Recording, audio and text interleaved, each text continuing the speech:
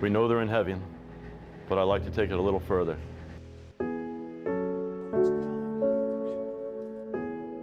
In heaven, of course, there's a grand department. South Wyndham's Jim Preston wrote Heaven's Fire Department days after September 11th and delivered it to every firehouse in Manhattan and Brooklyn.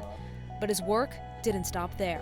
I mean, we left a funeral one day, and my wife said to me, I know you still feel guilty because you didn't work at the pile, but I'm so glad you didn't, you know, because I would be sick now too. Yep, he does a lot of good things. Oops. Yep, he's good. He's a good advocator.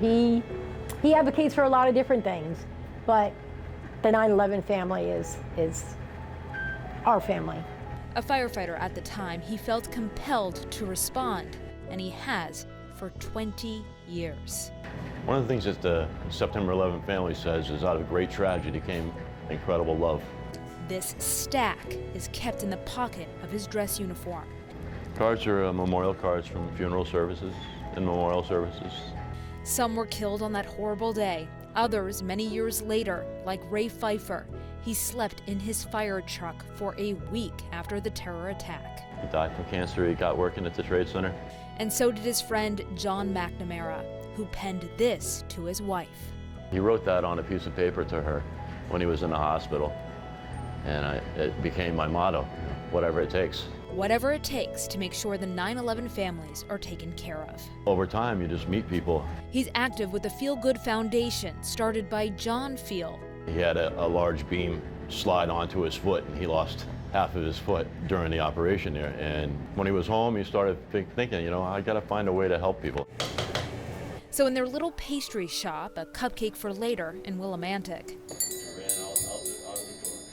they raise money to help the families.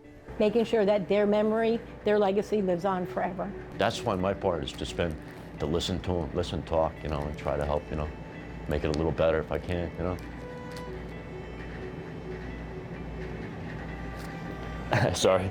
And they've been listening for 2 decades. When it comes down to it, 9/11 is never going to end.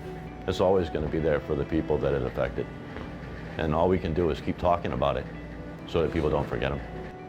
God, the ultimate chief, knew this would be a tough transition, so he needed the best, and he called the FDNY. But they will always be there, our mutual aid from above, always watching over, keeping us safe. In Willimantic, They'll do their part to lead us to safety. Stephanie Simone.